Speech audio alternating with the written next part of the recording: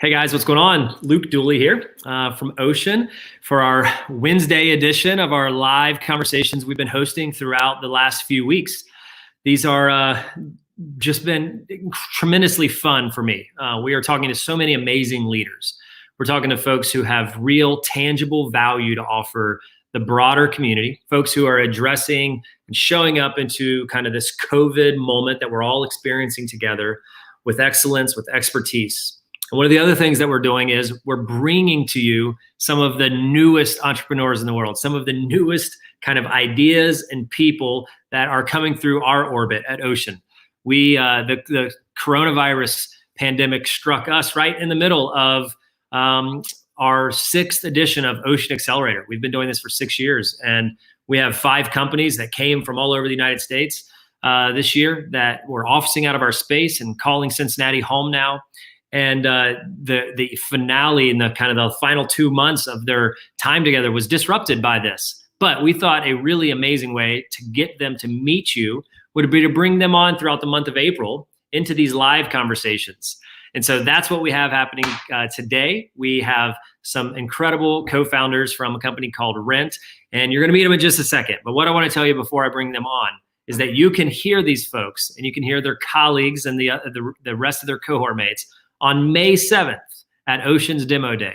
If you go to oceandemoday.org, you will sign up there. That's where you can get all the information, and it's going to be a fun virtual experience that we're all going to do together. Ocean Demo Day. And right now, I'm excited to introduce to you Nathan and Stacy from Rente. Hey guys. Hey Luke, how are you? I'm doing well. How are you? Good, thanks. Now, you guys are still here in Cincinnati. It's not home for you. Where did you come to us from? Redding, California. Mm-hmm. But you have remained in Cincinnati here throughout the tumult, right? We have. We actually fell in love with the city quite early, so we're sticking it out.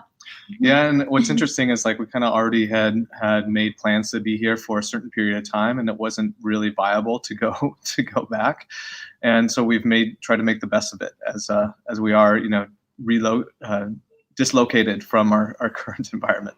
Yeah.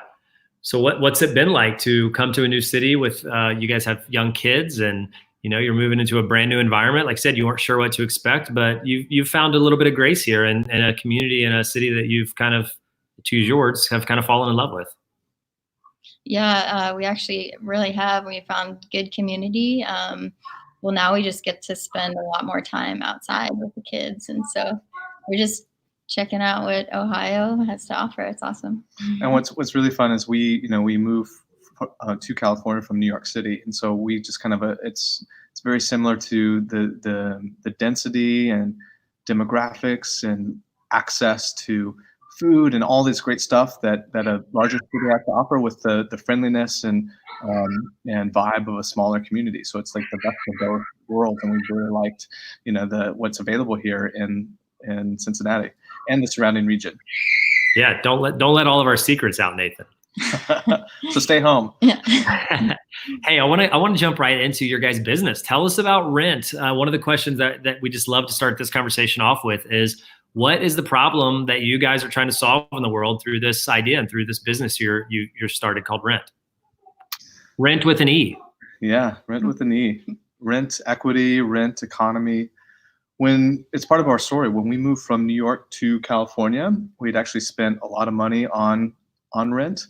And we were moving right during a time when it was school. So there was no real way to differentiate ourselves from everyone else. Like we had to jump through all the same hoops, background check, FICO score, credit report. Yet as a renter, nothing I did had any impact on those. And we thought, man, why is it that I'm still paying with paper in the 2000s?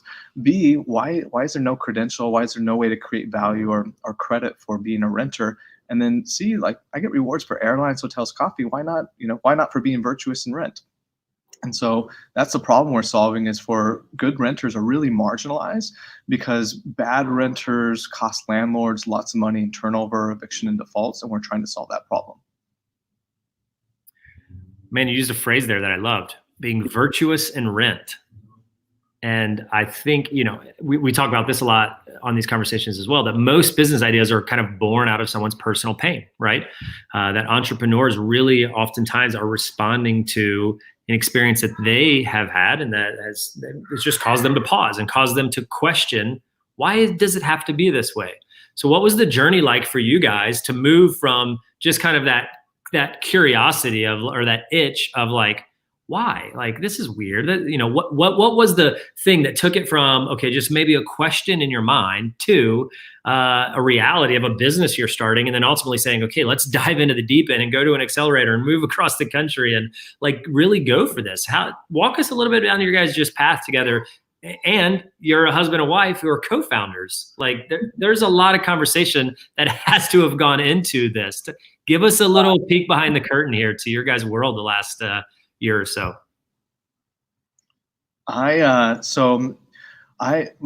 background's kind of in business development. So I've worked with startups, really as a builder, as an executor on various ventures. So this was kind of always my wheel set, and I've been working on this idea for a little while, but never really had my wife's buy-in. My wife has a background in the military as well as in nursing, as graphic design. I'm definitely married up. She's amazing. And it wasn't until late 2018, I had actually, we were kind of on these two, she had her world, I had my world, and we are kind of doing these two different things. And one of the things I wanted to give her for her birthday was as a foray into entrepreneurship. So I gave her a startup boot camp, and it wasn't her whole birthday gift. This was just kind of part of it. I watched the kids, and she ended up taking third place in this boot camp, and she caught the bug. She's like, oh wait, we can actually build something. We could build something. And then we said, what do we want to build? Well, it was always this idea, always this thing that we were working on. And we prayed about it. We were like, is this something that we need to continue to venture on and like double down and actually, invest our savings and everything else into, or do we find something new? And it was with her blessing. She's like, yeah, let's do it. Let's do it together. And then we've now invested a lot of cash in getting the product to a place to validate the idea, validate the problem, launch websites, etc. And yeah, and it's been, kind of hand in hand, which for us, that was always a prayer of mine, was always like, how do we find a way to integrate and blend life, work, so there's no longer like the secular sacred divide. So it's all uniform, and we're still figuring that out. But now working together has been really, really, really amazing, and also challenging as well. And so it's just been awesome. Yeah, it has been great with now that we're kind of on the same page. When we win together. We lose together. So, and it's been awesome working with him, and then just knowing what entrepreneurship is. Woo! Yeah. Nathan, you mentioned this journey of validating the problem. Can you lean into that a little bit? What kind of work did you guys do to begin to explore that? Or maybe ask differently, how has your experience here at Ocean, being part of the Accelerator, pushed you towards that idea of problem validation and really answering that? Everyone I talk to, I'm kind of interviewing in one way or another, and 40% of Americans rent. So I'm always talking with the renters at restaurants, at retail, etc. And so there's been a lot of data gathering there, formally and informally, just kind of as we build out this. What we, through the Ocean program, we've always had this real heart, if you will, this mission to unlock value for every renter. But you can't unlock value for renters unless you're creating efficiency and value for landlords. And so that has been one of the biggest shifts, has been really focusing on where are the tension points, where are the pain points, what are the elements of friction that we can remove in this process of connecting and establishing trust between these two parties, the often tenuous relationship of landlords and tenants, and actually create value for both. Well, I think that's one of the things I've learned about your business. I think that's what's really insightful, is that it's really creating value for both landlords and for tenants. You have a broad market here. You have a lot of people that this is going to appeal to, and it's really solving a problem on both ends of the spectrum, right? Mhm. We firmly believe so. And especially when you look at the current circumstances, often those impacted the most by the current state of affairs are in the services industry. And by and large, they're also renters. Yeah. And therefore, their landlords are also impacted. And so we feel like there's a real opportunity to to remove some of that friction in payments, friction in communication, friction in credit and value, and actually create an opportunity for both to win. Yes, you guys are actually looking at this, this kind of pandemic, this cultural crisis that we're all experiencing it, and seeing the other side of this is actually creating even more need, and it's caused you, I think, in your hearts, right, to kind of double down on this business and this model that you guys have to support this population of folks that are renters, right? Because is that right? Like how you're kind of assessing the current moment and how it's even going to create even more need for what you guys are proposing? Yeah, I think so. And I think, I mean, currently we are renters here. So, we kind of are experiencing a little bit of the same thing that other renters are experiencing. So just trying to understand what we would look for in the future and how would that fit in with what rent will look like in the future. Yeah, and even more interesting, I think, is this element that oftentimes, and this isn't always the case, but oftentimes we feel marginalized as a renter. You are paying equity, appreciation, tax benefit for the landlord, and there's this perception that you're not receiving very much value. We know that the case is like the landlord's paying a great amenity. They're giving you food or shelter and access to safety, etc. But there's this kind of this interesting nuance where now with rents not being paid and rent moratoriums and all these other things, this perception is an opportunity for shift. And not to be the internal optimist, but things are. I mean, 20% of rents weren't paid in March, 31% here in April. It's even anticipated to be higher in May. And there's kind of a shift in perception. And so we feel like there's a real opportunity to unlock value for both parties. And that's what we're optimistic for, but also very conscious of the current state of affairs and sensitive to the timing. Wow, that's awesome, guys. I think that's so well stated, and I love your outlook, and I love that you guys are proposing a real solution for folks in the midst of what I think is going to be a really trying and difficult time for a lot of people in the aftermath of this. So it's been a joy to have you guys at Ocean over the last couple of months, and we all wish we could have had a different ending to this together. Not that we're not done, we're not over. You guys have been marching forward and having your sessions on Zoom and connecting with others and having founder fireside chats, and we have demo day coming up here in a couple of weeks. As we wrap up, I just want to hear a little bit about your guys' experience at Ocean. I'd love to hear, I know you guys actually had some other opportunities as well on the Accelerator front, and you were at least looking at some other opportunities. What was it about Ocean that attracted you to want to say yes to this opportunity? And then, man, I would just love to hear like an aha moment, or like what was something that happened in your experience, a conversation or a session or a learning from a mentor or, one of the staff where you just went, oh my goodness, this is why we were here. This is so why we were meant to come to this place. Yeah, I actually, I'll go first, but for me, it was the strong component of faith that they were, during our interview process, I had a ton of peace. I was like, this is where God has for us. So for me, that was the moment of deciding to come here. I don't know if it was as much as an aha moment, but while being here during our time at Ocean, I just felt like, man, all the mentors and even people in our other cohorts, always willing to help, always reaching out a hand, always able to put you in with a contact.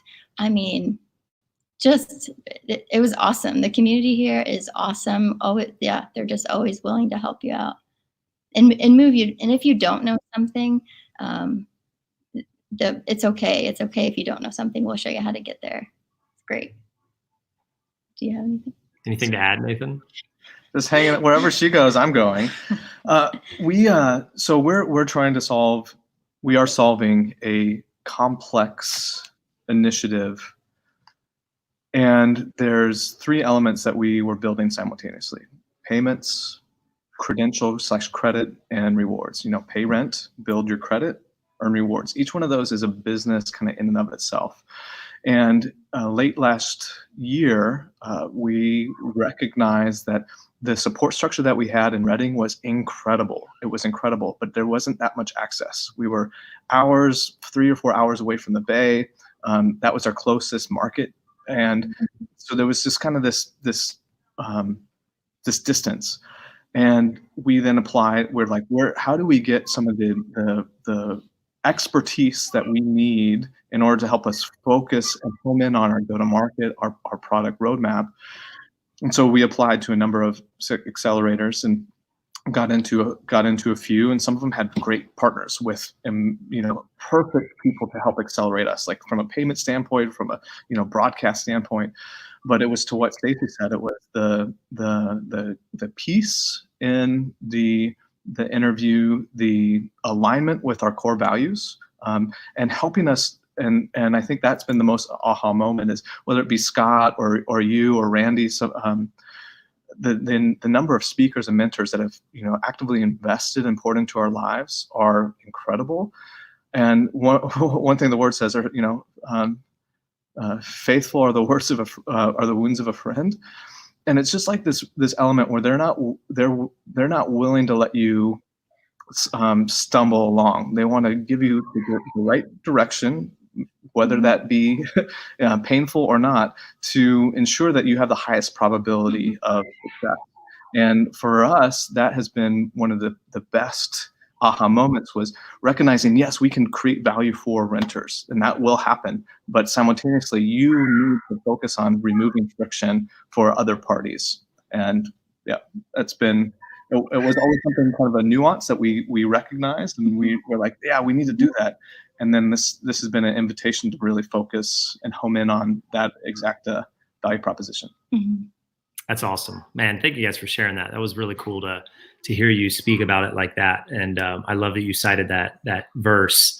And I think that is baked into our philosophy and our ethos here at Ocean, is that we want to be full of truth and deliver it with grace, right? So we don't want you to just go down a path that we know or that others know is wrong because it makes you feel good. But we want to, as hard as it may be, force you to think differently, or ask the harder question, and really explore the bones and the fundamental model of the business that you're launching, and say, is this solving the problem that we think it is, right? Is it sustainable? Is it going to generate the outcomes we desire? And are we able to measure that? So to be able to think expansively and critically about that with people you trust is a gift. And so I'm glad that you guys have been able to experience that. I'm glad that we've been able to experience you guys and have you part of what we're up to. You're going to hear, it's Nathan pitching at Demo Day. Is that right? Mm-hmm. Okay. You're going to hear Nathan at Demo Day on May 7th. Make sure you check that out at oceandemoday.com. And we will look forward to seeing you guys there, along with the rest of your cohort mates. All right. Awesome. Guys, thanks for taking time and jumping on here. I want to say goodbye to you in just a minute, but for now, I'm going to say goodbye to everyone else. Hey guys, thanks for jumping on today. We will be back on Friday. On Friday, we're going to be with Gabe Lyons. Gabe's the founder of an organization called Q. Q Ideas is a global conference and gathering of Christian leaders and different channels of culture. For years, for over a decade, they've been asking the question, how might we equip Christians to meaningfully engage the most important cultural issues? And they do that by equipping folks and helping them to think well and advance good in their context. Gabe's a dynamic leader and a friend of mine, and he used to be my boss. I used to work at that organization, and it was a formative place for me. And I can't wait for you and the Ocean community to be able to meet Gabe and hear a little bit more from a leader like him, how we're thinking about these days and how we're thinking about the creative Christian response in the midst of that. We'll see you back here on Friday at 3 p.m. and every Monday, Wednesday, and Friday as well. See you guys. Thanks for tuning in.